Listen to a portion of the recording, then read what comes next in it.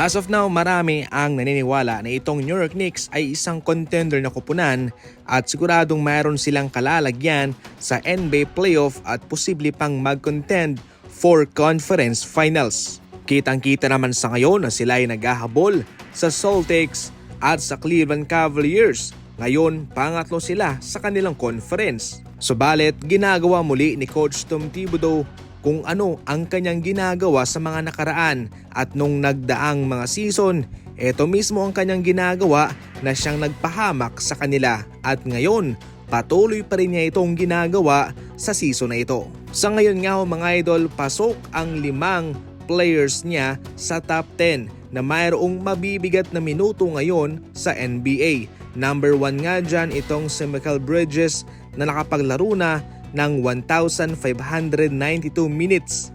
Si Josh Hart naman nasa 1,500 minutes, pangalawa.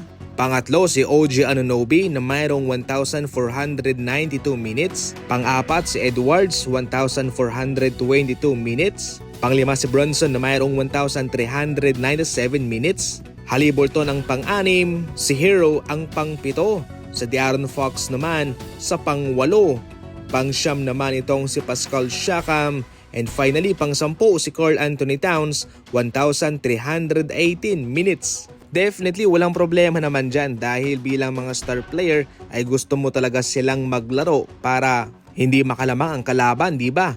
Ngunit ang problema nga lang dyan ay papatayin ka naman sa rotation. Ngayon, sa regular season, babad ang mga manlalaro mo pero sa playoff, siguradong magre-resulta lahat yan. Si Josh Hart nga, sumakit na ang tiyan at hindi nakapagpatuloy noon sa paglalaro.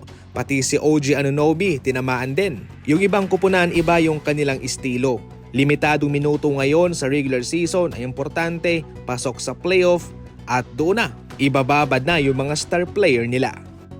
Sinabi na rin mismo ni Coach JJ Redick na ang malaking problema sa ngayon na kinakaharap ng Los Angeles Lakers ay ang kanilang depensa, kung saan sila'y nagpapalit-palit daw sa lahat ng pagkakataon. Kaya ito raw huy nagbubukas ng oportunidad na pumili rin ang kanilang kalaban kung sino ang magbabantay sa kanila.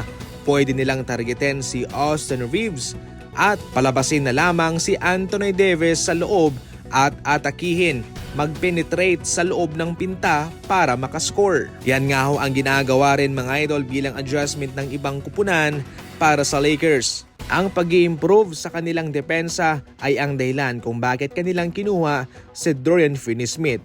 Pero mapahanggang sa ngayon ay wala rin naman siyang naiambag sa depensa at ganun pa rin naman ang kanilang problema sa ngayon. Hindi na nga siya nakakaambag sa depensa, pati sa pag-score ay maliit na puntos lamang ang kanyang ibinibigay. Ngayon, hamon to para sa Lakers kung ano ang kanilang gagawing adjustment, remedyo patungkol dito para maiwasan ang mga gantong adjustment din ng kalaban sa kanila.